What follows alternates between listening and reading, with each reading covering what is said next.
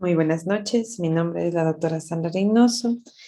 Primeramente quiero pedir mil disculpas por los inconvenientes que se presentó hoy día en la tarde, ajenas a mi voluntad, no me pude presentar, pero espero que ustedes sepan entender y comprender. El tema que voy a tratar hoy día es los marcadores tumorales, su aplicación en el laboratorio clínico.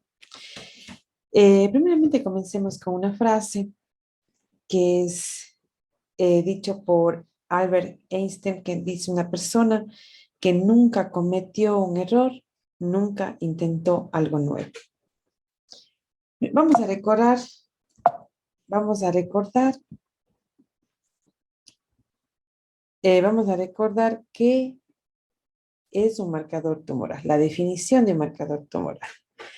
Los marcadores tumorales son sustancias que pueden encontrarse en el cuerpo de una persona con cáncer.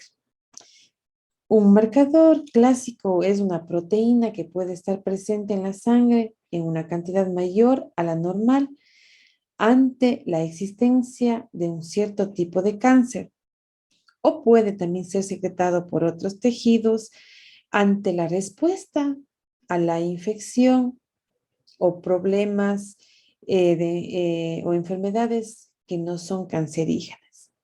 Actualmente se están utilizando, se llaman biomoléculas, que se utilizan genes o fragmentos de cadenas de ADN, mutaciones que pueden ser utilizados como marcadores tumorales. La mayoría de los marcadores tumorales son proteínas, pero algunas también pueden ser hormonas, pueden ser enzimas que pueden servir como marcadores tumorales. También podemos decir, ¿para qué nos sirven los marcadores tumorales? Los marcadores tumorales van a ofrecer al médico la información sobre el cáncer, es decir, sobre el tamaño, la gravedad de esta enfermedad. Es muy importante, aquí de importancia es el valor del marcador tumoral, ya que un valor tumoral no es igual en un paciente que tiene, por ejemplo, del marcador tumoral del CA, del antígeno carcinoma embrionario, que el valor normal, el cutoff, es de 5 nanogramos por ml. Entonces, un paciente que tenga un valor de 15 o 30 a un valor de 1000 o 2000, entonces no es igual. Entonces, la importancia aquí radica en el valor de este marcador tumoral. También va a orientar al médico sobre las decisiones del tratamiento. Por lo tanto, es muy importante que el marcador tumoral se realice antes del tratamiento, durante el tratamiento y después del tratamiento, ya que al comenzar la quimioterapia tiene un valor. Entonces ya este marcador tumoral va a ir disminuyendo dependiendo ya de las quimioterapias, si son efectivas o no durante el tratamiento. Pero si el doctor, el médico, ya observa que el marcador tumoral está levemente subiendo su valor, algo está pasando. Quiere decir que el tratamiento tal vez no tiene su efectividad o las células están reproduciéndose y queriendo recaer, produce una recaída en el paciente. Entonces, un monitoreo constante durante todo el tratamiento. También el marcador tumoral va a ayudar a calcular el pronóstico, la respuesta y vigilar el comportamiento del cáncer en los pacientes. El marcador también va a predecir la probabilidad de recuperación de un paciente, asimismo con el valor que este marcador esté presente en el paciente. Es importante también, es muy importante el marcador tumoral y muy utilizado para determinar o detectar recidivas o recurrencia de células en algunos pacientes en que ya el marcador tumoral negativizó, pero comenzó a subir. Entonces ya esto es una alerta para el médico a que puede ya estar reproduciéndose o habiendo una recibida de esta enfermedad o hasta una metástasis. Por lo tanto, el médico eh, quiere tener un marcador ideal, un marcador que ayude para el diagnóstico precoz, temprano de la enfermedad y así poder disminuir la tasa de mortalidad de los pacientes para que el paciente pueda recuperarse de esta enfermedad del cáncer. Porque si un cáncer es diagnosticado tempranamente, va a tener un mejor pronóstico y hasta puede haber curación de este cáncer.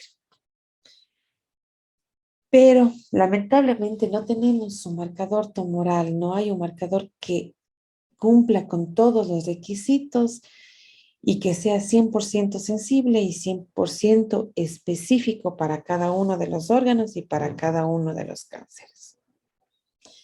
El que se puede, el que tenga un mayor porcentaje de especificidad es el PSA, que este es específico para los cánceres de próstata. Entonces hablamos ahora, vamos a recordar el concepto de sensibilidad y especificidad.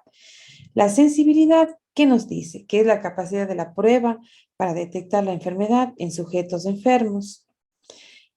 Y la fórmula es, la sensibilidad va a ser igual a ¿qué? A los verdaderos positivos dividido para los verdaderos positivos más los falsos negativos. Mientras que la especificidad va a ser la capacidad de la prueba para detectar la ausencia de la enfermedad en sujetos sanos. Y este va a ser igual a los verdaderos negativos dividido por los falsos positivos más los verdaderos negativos. Estos conceptos o estas herramientas son útiles cuando vamos a elegir un kit o una técnica para realizar estos marcadores tumorales. Y va a ser muy interesante además realizar un estudio investigativo sobre el comportamiento de los marcadores tumorales y determinar su utilidad. Por eso tomé un artículo sobre el cáncer del pulmón en pacientes del cáncer de pulmón, ya que el cáncer de pulmón no es un tipo de cáncer que tenga específicamente ciertos marcadores que vayan a orientar o ayudar en el seguimiento de esta enfermedad.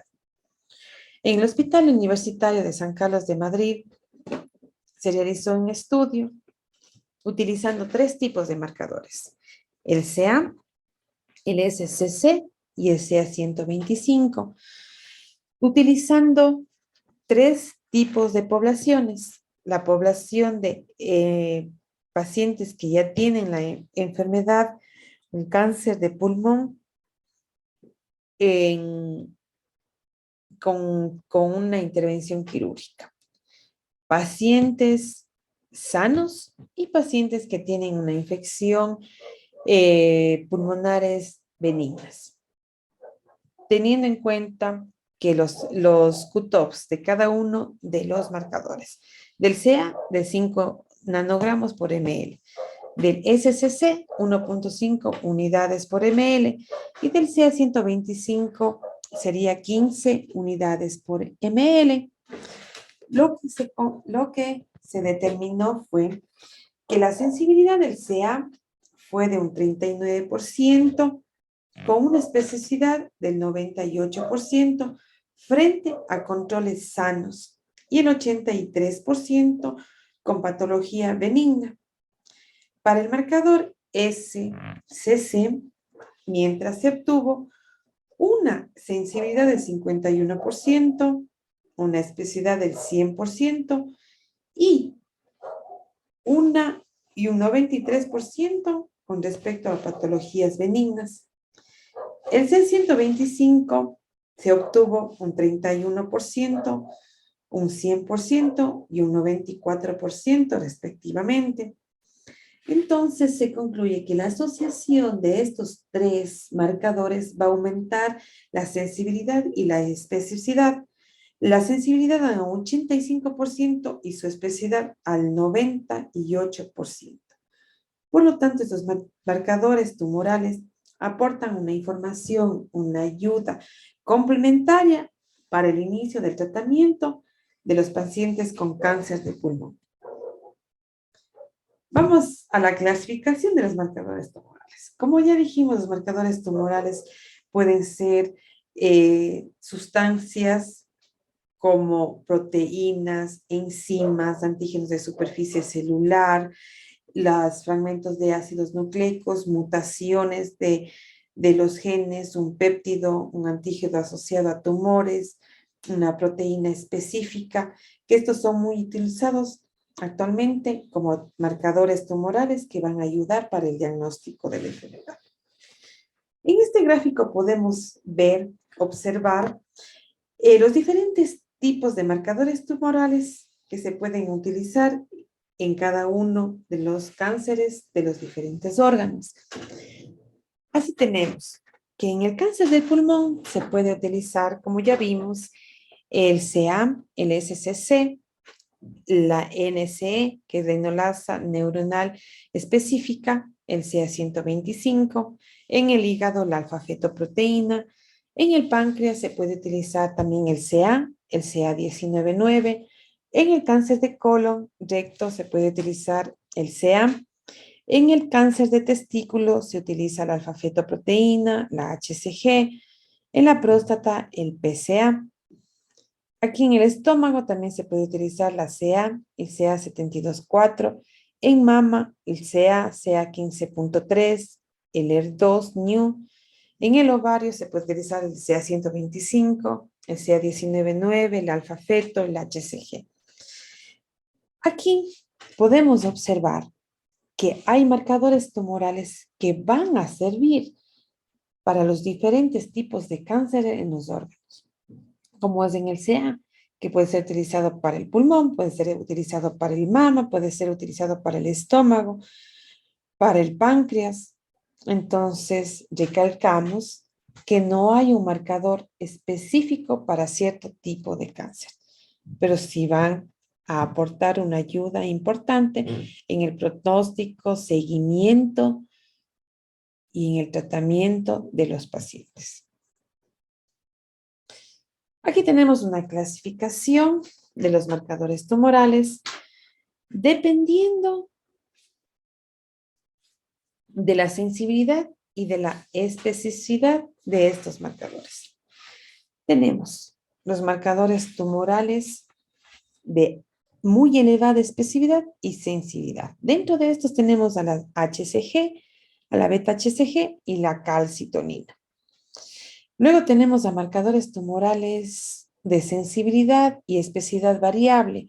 Dentro de estos tenemos el antígeno específico prostático, la tiroglobulina, la alfa-fetoproteína, el CA19-9, el CA125, el CA15.3, el CA72.4, la enolasa neural específica, el antígeno asociado a células escamosas, que son muy utilizados, que en estos son marcadores que pueden estar elevados tanto en pacientes sanos que no tienen cáncer o en pacientes con ya o con valores elevados ya en enfermedades de estadios ya más graves. Hasta puede ser con una metástasis. Y hay otros marcadores que tienen baja especificidad, por lo tanto, son utilizados más bien para un seguimiento a ver la gravedad del paciente.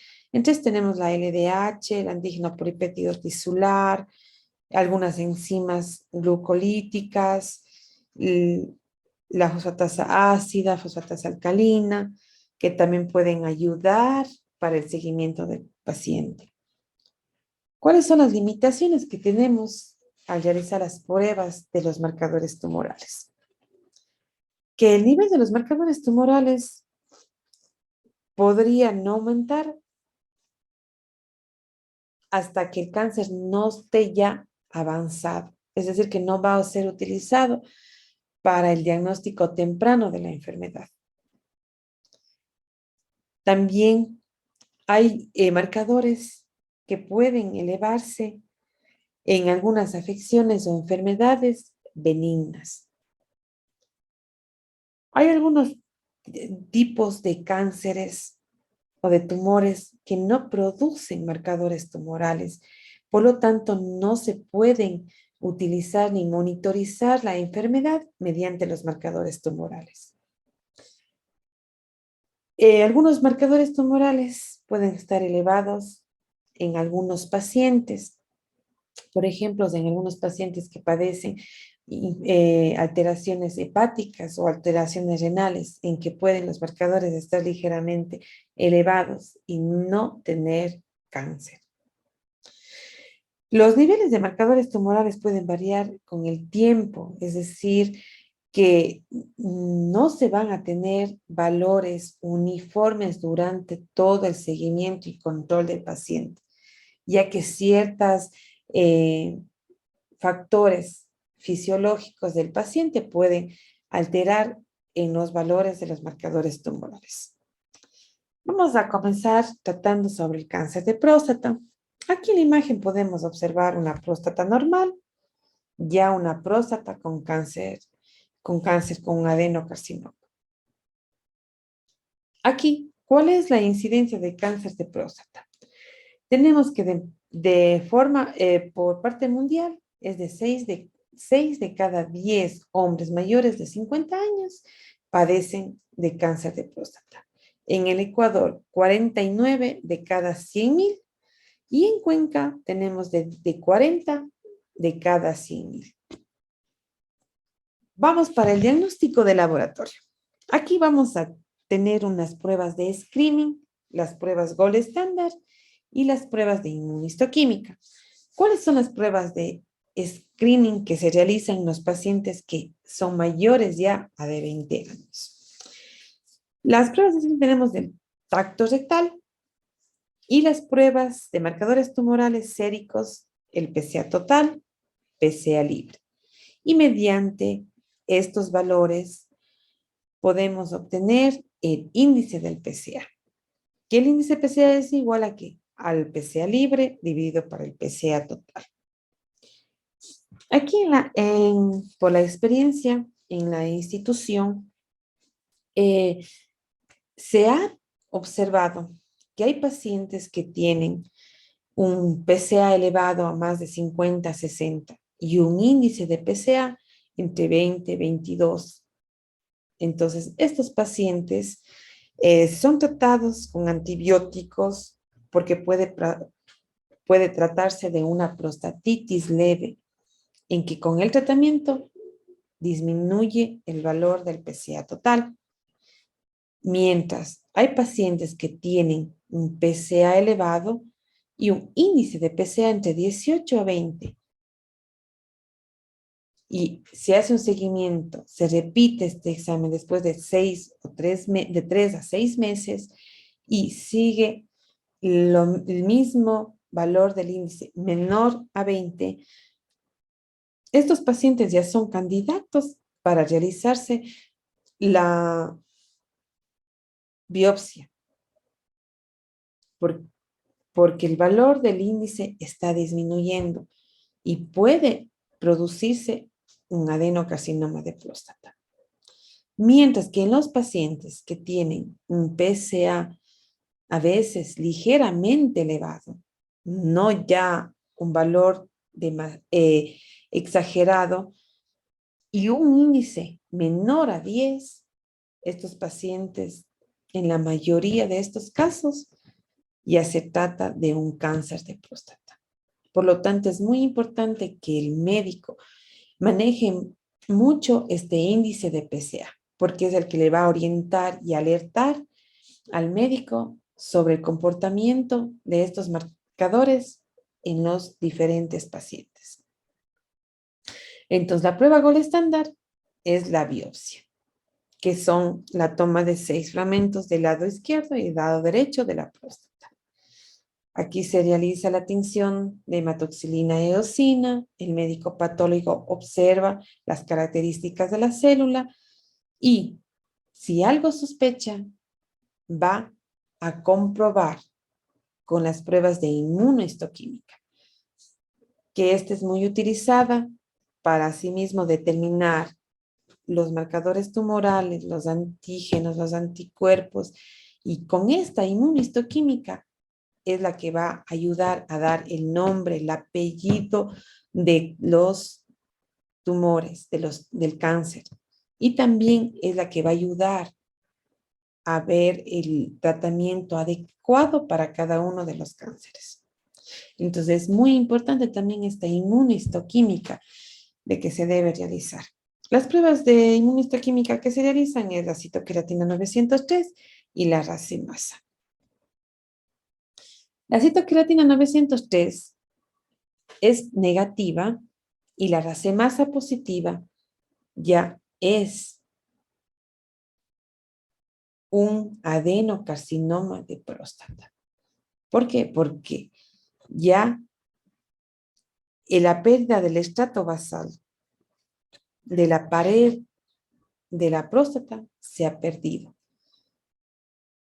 Entonces ya, mientras si el citoqueratina 903 es positivo y la racemasa negativa, solo se trata de una hiperplasia benigna de próstata. Aquí podemos observar. En la primera imagen tenemos una tinción de hematoxilina e eosina. En la segunda imagen tenemos ya la tinción de la inmunohistoquímica de la citoqueratina 903 y racemasa, que se utiliza un cóctel de las dos, que va a marcar, aquí se va a evidenciar la marcación de la citoqueratina 903 y la racemasa. Lo cafecito es de que está marcando, está produciéndose una reacción de antígeno anticuerpo, por lo tanto es un adenocarcinoma de próstata. Mediante esto, el patólogo va a realizar una clasificación. A todos los tumores, a todo tipo de cáncer se realiza una clasificación de acuerdo a las características de la célula, al tamaño del tumor y también al valor del marcador tumoral. Entonces podemos diferenciar aquí, lo hacen mediante la escala del Gleason. Aquí tenemos 3 tipos de Gleason. Gleason bajo, medio y alto. El Gleason medio es de mejor pronóstico y también puede haber se cura el paciente de esta enfermedad de cáncer. El Gleason medio es de un pronóstico medio y el de Gleason alto es de un pronóstico más grave, malo.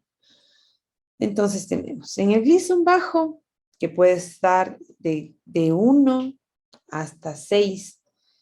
Esto se va a realizar, esta escala es de acuerdo a las características de las células, si conservan sus estructuras. Entonces son células diferenciadas, por ejemplo, es un cáncer de grado 1. Mientras si tiene un Gleason de 7, de 6, de 7, es poco diferenciadas estas células, se llama, que está perdiendo, digamos, una parte de la estructura de estas células. Y el Gleason alto, que es de 8, 9 y 10, ya es un grado 3, que es un pronóstico malo, porque totalmente las células están indiferenciadas, es decir, ha perdido todas sus características y su estructura.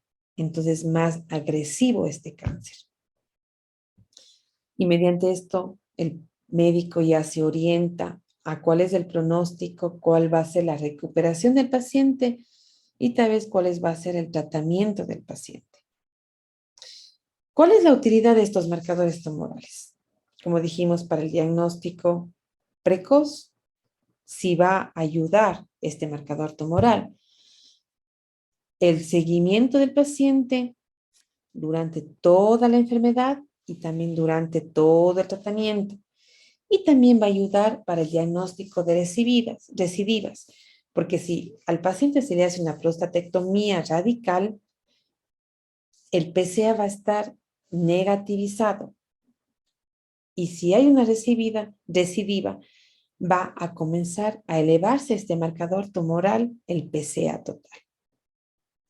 El punto de corte es hasta 4 nanogramos por ml y el índice del PSA libre con el PSA total no debe ser mayor a 20. ¿Cuáles son las recomendaciones para realizarse los exámenes de marcadores tumorales?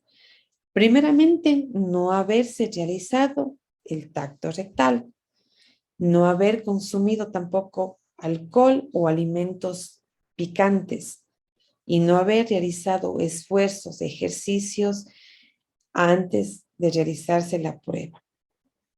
Si ya se realizó el tacto rectal, debemos esperar un tiempo, que es la vida media del PSA, es de 2 a 3 días, para poder realizarse nuevamente la prueba de PSA y sacar ya un valor real del que está teniendo ese paciente. Ahora vamos al cáncer de mama, que es una también de las enfermedades principales o que tiene un índice mayor en una incidencia mayor en el sexo femenino a nivel mundial. Actualmente anualmente se va diagnosticando más de 1 millón de casos nuevos cada año. Este muestra también un comportamiento biológico muy diverso y una gran variabilidad clínica en cada uno de los pacientes. Actualmente se han utilizado y que se considera que es muy útil el análisis de los perfiles de expresión genética y que sirve para esto, ayuda a clasificar a los cánceres de mama. También actualmente se está utilizando mediante la técnica de secuenciación de los genes para ya predecir por antecedentes genéticos si va o no a presentarse la enfermedad después de algunos años en los pacientes. Los marcadores tumorales que se utilizan para el seguimiento tenemos los 3, el CA15-3, el CA y el ER2-NEW. Los marcadores que se utilizan en el 10% de los marcadores de los tumores en estadios iniciales, el marcador 15-3 tiene una sensibilidad del 70% en estadios avanzados. Entonces, no es muy útil para el diagnóstico precoz, pero sirve para los estudios, sirve de apoyo para otros estudios, para el diagnóstico. El 10% de los tumores, el marcador tumoral 15.3 negativiza y el CA a veces se mantiene positivo. Estos marcadores tumorales en la vida práctica del 15.3 y del CA no se utiliza, es el único cáncer que no tiene un marcador que se utiliza durante el seguimiento del tratamiento, sino más bien se utiliza después para controles posteriores al tratamiento de la enfermedad, de los pacientes que padecen de esta enfermedad. Lo más utilizado para el diagnóstico y para ver cuál es el tratamiento más adecuado para este tipo de cáncer es el método de inmunohistoquímica, que se utiliza, por ejemplo, es un panel de mama. Dentro del panel de mama tenemos los receptores de estrógenos, progesteronas, el Ki67, el P53, el ER2-NEW y la E-caderina. Los receptores estrógenos y progesterona son utilizados especialmente para determinar el tratamiento, si es hormonal o se utiliza otro tipo de tratamiento. El KI va a servir para realizar el pronóstico de la enfermedad, ya que el KI es de la proteína que está presente más en la multiplicación, en la reproducción de la célula. Entonces, este va a determinar qué tan rápido está reproduciéndose estas células. Por lo tanto, un valor alto de KI va a ser un pronóstico más desfavorable para el paciente. El P53 también se utiliza más para, como ya vimos en charlas anteriores, que es el genoma guardián. Entonces también es muy importante para ver qué tan dañado está la célula o si tenemos una protección de esta proteína. El HER2-Neu es una proteína también que esta se activa o es muy útil cuando se utiliza para el tratamiento con el Herceptin. Entonces, si es positivo, va a ser más sensible para este químico que va a actuar. Y la ecaderina, esta es muy utilizada para poder diferenciar al cáncer, ya sea ductal o lobulillar. Entonces, mediante este panel de mama, el médico va a poder clasificar una clasificación molecular del cáncer de mama. Entonces, tenemos 4 tipos de clasificaciones. El luminal A, en que está positivo el RE, el RP. Puede estar negativo el ER2. El KI debe tener un porcentaje menor al 14%, entonces de un mejor pronóstico y hasta puede haber cura de la enfermedad. El luminal B, en que los receptores de estrógenos y progesteronas están positivos.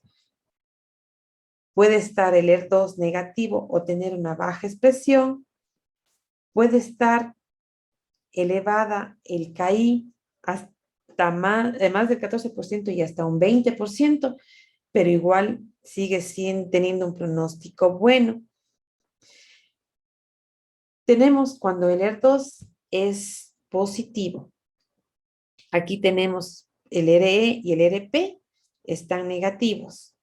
Hay una expresión alta del ER2. El KI es alto.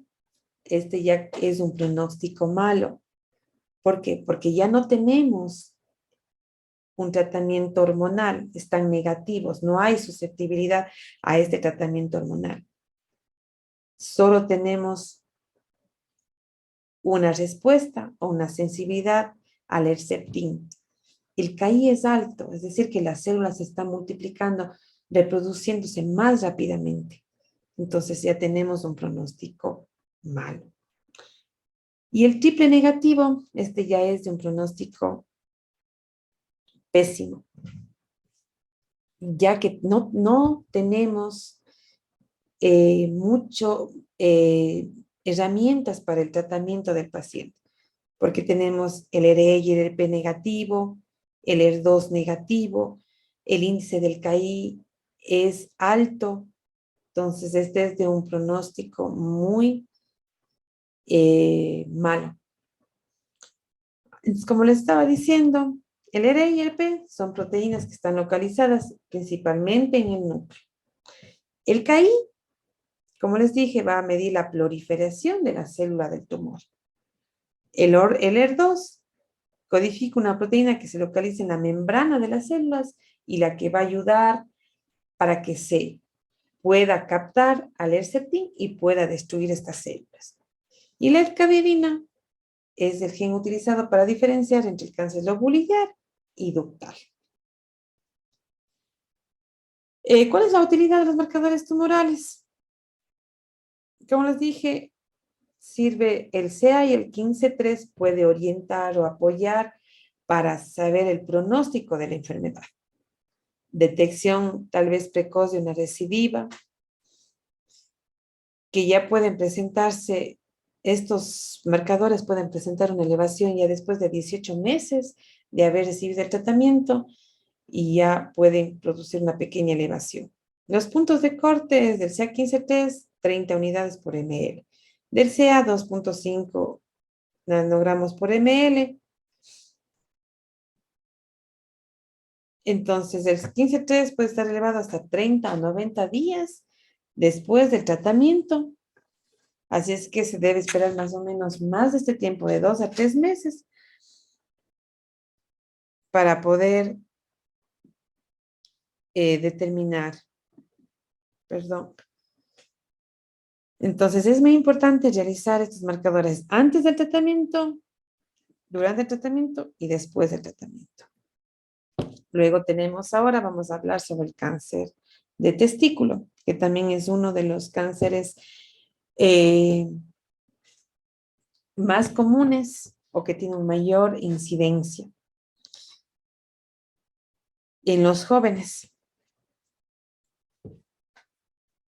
¿Ya? Este es un tipo de cáncer que se va a originar en las células germinales y del estómago. Este presenta una masa dolorosa testicular que es un tumor primario. Este también se caracteriza por presentar acompañada de un dolor testicular difuso, una inflamación, un endurecimiento. Hay dos tipos de cáncer. Los tipos de cáncer que son los seminomas y los no seminomas. Los seminomas son son los más comunes y se presentan en pacientes mayores de 35 años, mientras que los no seminomas son de un pronóstico grave y se presentan en jóvenes menores de 30 años.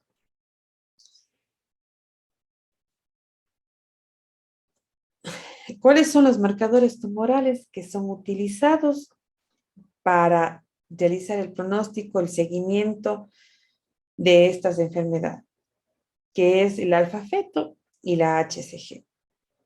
También se puede utilizar la LDH cuando hay enfermedades también metastásicas. También se debe realizar una exploración inguinal y orquiectomía en algunos casos. Se debe realizar también la biopsia y también las pruebas de inmunohistoquímica. Las pruebas de marcadores tumorales sanguíneos, aquí es muy importante recalcar o resaltar más bien que en los tumores no seminomas, los no seminomas, es decir, que está formado por diferentes tipos de células, que este tiene un pronóstico más grave y a menudo los niveles del alfa-feto y el HCG están elevados.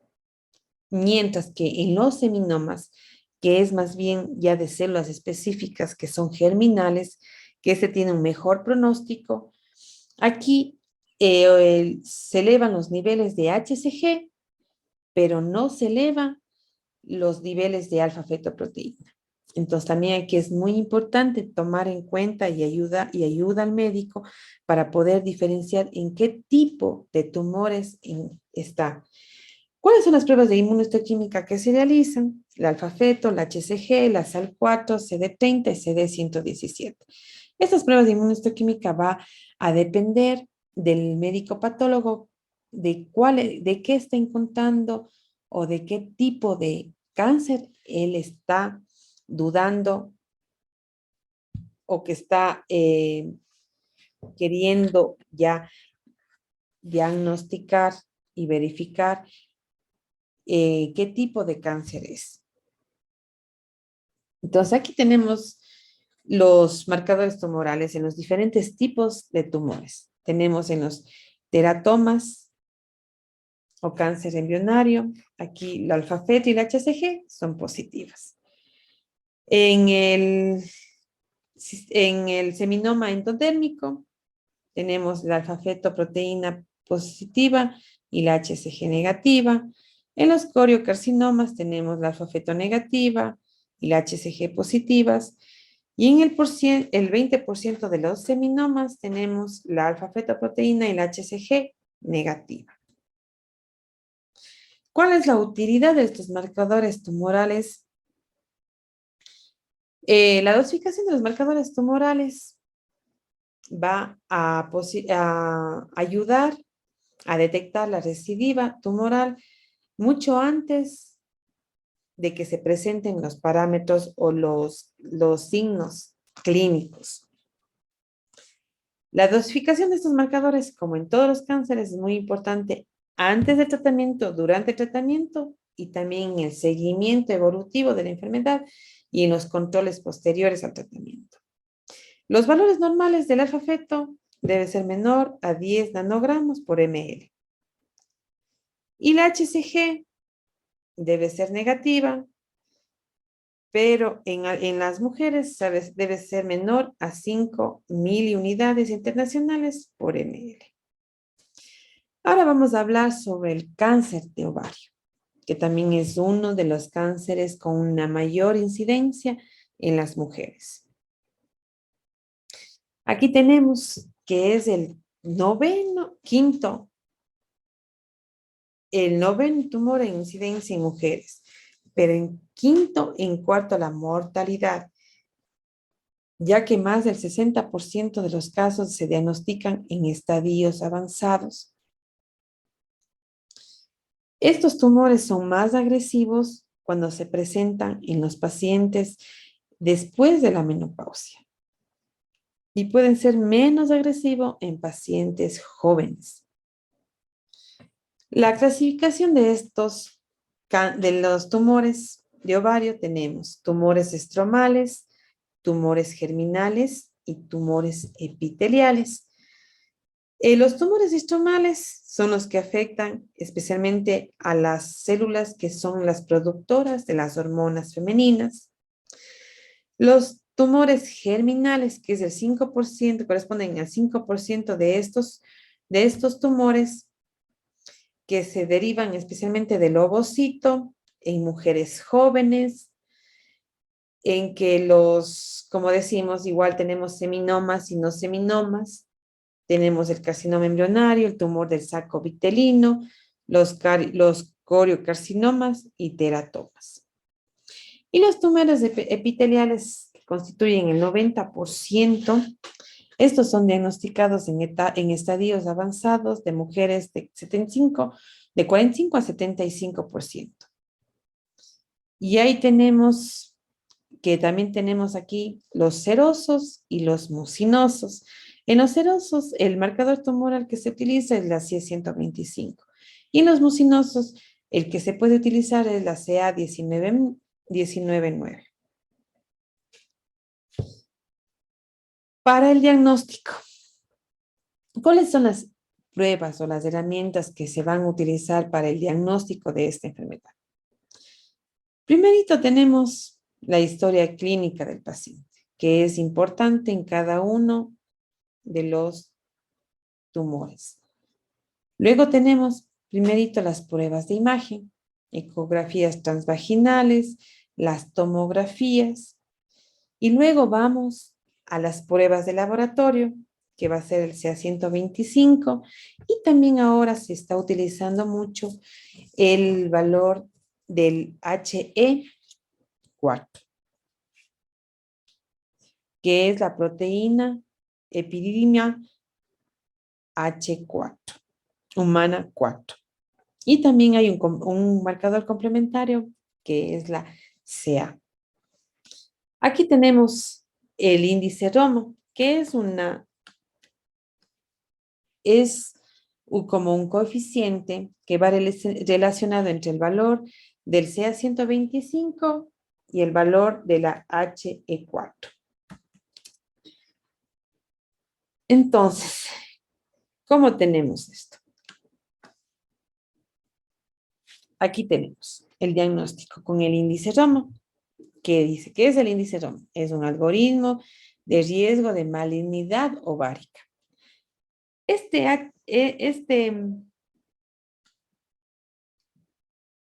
Tenemos aquí, el de alto riesgo de cáncer va a ser que tengan valores altos, que sean mayor a 90 picomoles por litro. Y puede estar la positiva, la CA19-9, positiva o negativa. En pacientes de 40 a 50 años va a tener un HI4 mayor a 100. Y en los pacientes mayores de 50 años va a tener un HI4 de 125 picomoles por litro. Y de bajo riesgo de cáncer tenemos a los que tienen un HI4 menor a 50 o los de mayores de 50 años menor a 80 picomoles por litro. Este marcador tumoral es muy utilizado especialmente para tratar de diagnosticar en etapas primarias del cáncer de ovario. Entonces, es muy importante ya determinar que los médicos puedan ayudarse con esta determinación de la HI4 y el índice ROMA. ¿Cuáles son las utilidades de los marcadores tumorales? Diagnóstico diferencial. Para un diagnóstico diferencial, para el seguimiento del tratamiento, para también la determinación si hay recidivas o recurrencia de la enfermedad. ¿Cuáles son los valores de esto? De este marcador tumoral del CA125 tenemos en posmenopáusicas de 35 unidades por ml y de premenopáusicas de 67 unidades por ml. Ahora vamos a hablar un poco sobre el cáncer de la tiroides, que también es uno de los cánceres, de los tumores que tienen mayor incidencia, tanto en pacientes jóvenes, pacientes adultas y rara vez, pero se ha encontrado en hombres. Aquí tenemos tres tipos de cáncer.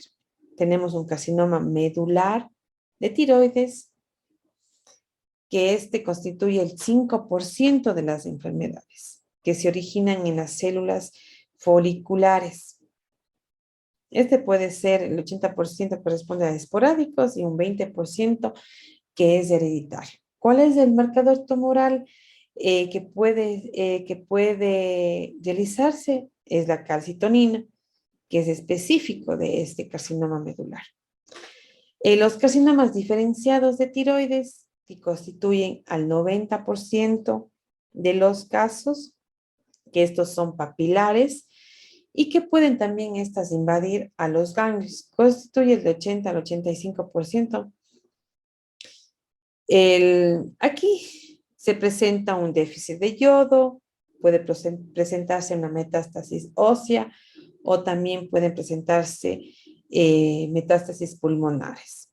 ¿Cuál es el marcador tumoral utilizado? Es la tiroglobulina. Y también tenemos unos carcinomas indiferenciados o anaplásicos, que corresponde al 2%.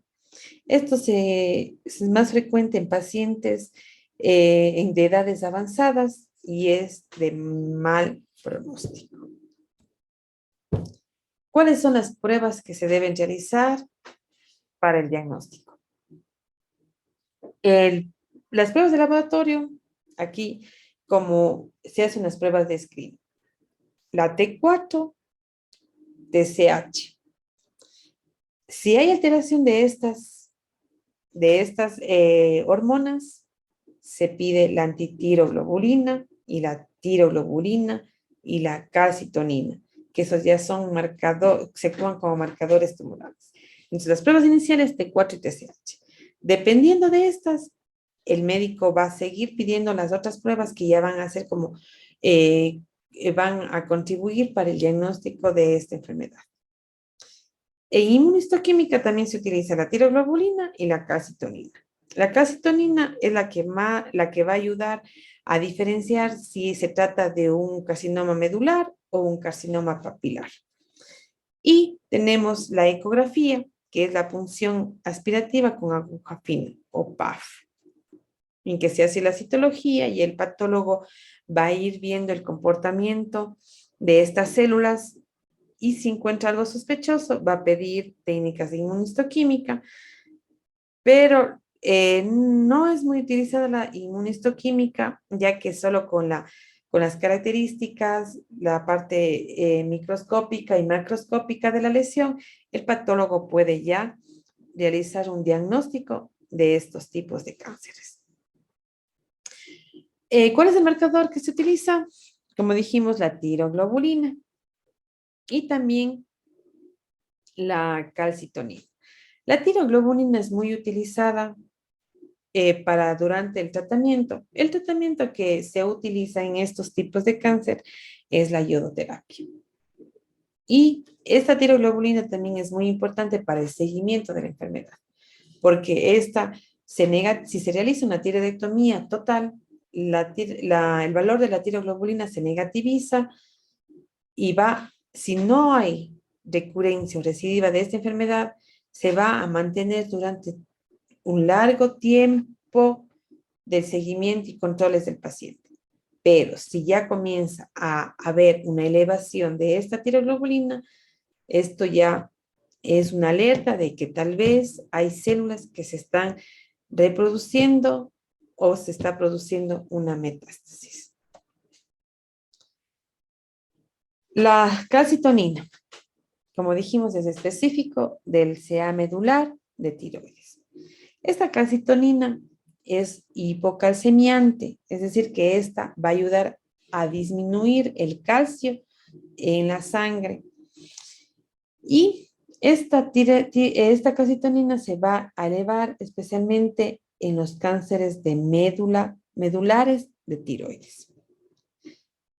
Puede haber falsos positivos cuando hay una hipercalcemia o una insuficiencia renal severa. Y también esta va a ser útil para realizar la detección precoz de recidivas. ¿Cuáles son los valores de referencia de estos tumores? El valor de referencia de la tiroglobulina es menor a 50 nanogramos por ml. La calcitonina debe tener un valor normal de 10 picogramos por ml. Y la antitiroglobulina un valor normal menor a 100 unidades internacionales por ml. La tiroglobulina tiene una vida media de 3 a 4 días y se puede incrementar posterior a la cirugía o la iodoterapia durante de 4 a 6 semanas. Por lo tanto, es muy importante también tomar esto en cuenta cuando se va a realizar ya el examen después de haber recibido la iodoterapia, esperar este tiempo para poder realizarse porque va a dar falsos negativos o falsos positivos después del tratamiento. El cáncer de páncreas. Este cáncer de páncreas,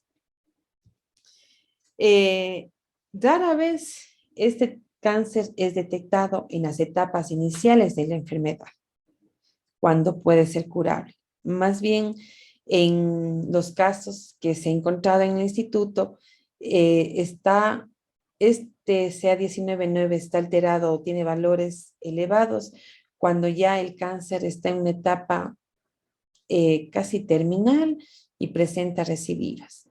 Entonces, más bien es un tipo de cáncer bien silencioso y es el más grave y mortal, porque por ser silencioso, este es más fácilmente, produce metástasis de los diferentes órganos que está a su alrededor, de estómago, de colon, de pulmón. Entonces, la tasa de mortalidad es muy elevada en este tipo de cáncer. Y el CA19-9 tiene un 81% de sensibilidad y un 90% de especificidad.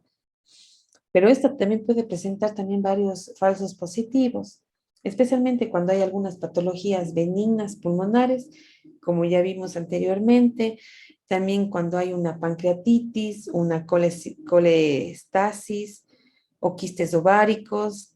Entonces, este marcador no es específico de cáncer de páncreas, pero este sí se evidencia y se eleva con valores elevados en etapas ya terminales de este cáncer. ¿Cuál va a ser el diagnóstico? Las herramientas de diagnóstico. Tenemos las ecografías, tomografías, las resonancias, eh, la extracción de unas biopsias y también el análisis como apoyo, el marcador tumoral del CA19-9. ¿Cuál es la utilidad? Como todos los marcadores, sirve para el pronóstico, para detección precoz de las recidivas y también controlar la respuesta al tratamiento de esta enfermedad. ¿Cuáles son los valores de referencia? Deben ser valores menores a 37 unidades por ml cuando es normal y mayores a 120 generalmente cuando existe un tumor. Aquí tenemos, ahora vamos a hablar sobre el carcinoma colorectal. Este carcinoma colorectal también es uno de los cánceres con mayor incidencia en las personas y ahora están en las personas jóvenes, porque antes se decía que era más bien un tipo de cáncer para personas adultas mayores a 50, 60 años, pero ahora ya se ha encontrado en personas menores hasta de 30 años. Este marcador, el marcador que se utiliza es el CA, que se eleva en el 85% de las personas ya en estadios avanzados de la enfermedad. Este no es muy útil para el diagnóstico temprano o el cribado, ya que da muchos falsos positivos, especialmente en pacientes que son fumadores, en pacientes con algunas hepatopatías o insuficiencia renal, enfermedades inflamatorias intestinales. Y este no es específico del colon, ya que puede estar elevado también en otros tipos de cáncer, como que vimos en el de mama, en el de estómago. Por lo tanto, no es específico para este tipo de cáncer, pero es el más utilizado para el seguimiento y pronóstico de la enfermedad del carcinoma de colon rectal. Como dijimos, la utilidad de todos los marcadores para el pronóstico, seguimiento, evolución del paciente, detección precoz de las recidivas, metastasis y controlar la respuesta al tratamiento. Bueno,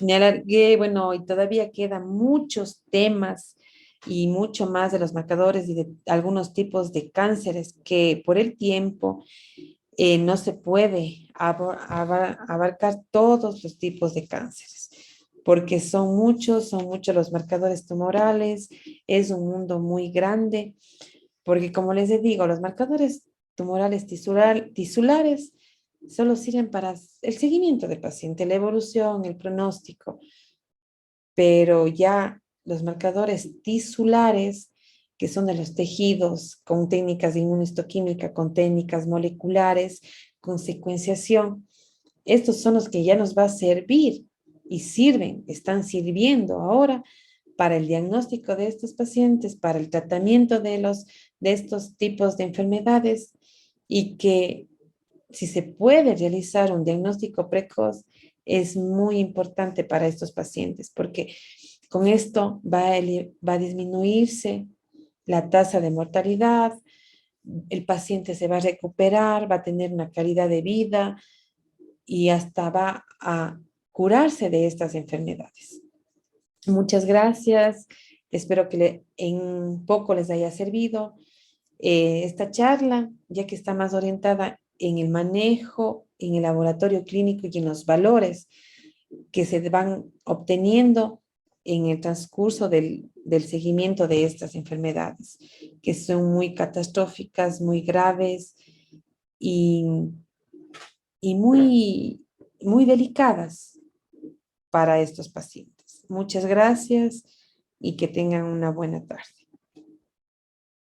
Salvar al mundo es posible. La UISEC es pionera en la formación de profesionales en ciencias biomédicas, que trabajarán en la prevención, diagnóstico, tratamiento, contención y mitigación de las enfermedades que afectan al mundo. Estudia y fórmate con nuestros investigadores. Genera el conocimiento que salvará vidas. Carrera en Ciencias Biomédicas. Universidad Internacional SEC. Matrículas abiertas. www.uisec.edu.es. Nos hemos visto trabajar sin descanso, comprometidos y solidarios por el bienestar de los demás. Hoy, somos conscientes de la importancia de su vocación y servicio. Por eso la UISEC presenta su nueva carrera de medicina, que formará a los médicos y profesionales de salud como personas competentes, éticas, vanguardistas e interprofesionales, con una estructura curricular sólida. Generamos la experiencia necesaria para ejercer la medicina y sus ramas acorde a estándares internacionales. Nos respaldamos por acuerdos hospitalarios y convenios con redes de apoyo que acreditan y avalan nuestra experiencia como educadores en la salud. Conviértete en el siguiente héroe del país y del mundo. Carrera de Medicina. Facultad de Ciencias de la Salud.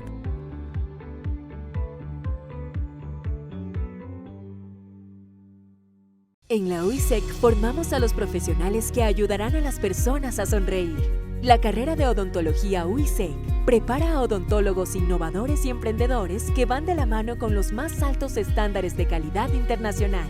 Nuestros estudiantes combinan la teoría y la práctica en modernas instalaciones con la guía de los mejores profesionales en el sector. Sé parte del grupo selecto de profesionales que lideran el cuidado de la salud dental de las personas. Universidad Internacional SEC. Personalización en serio.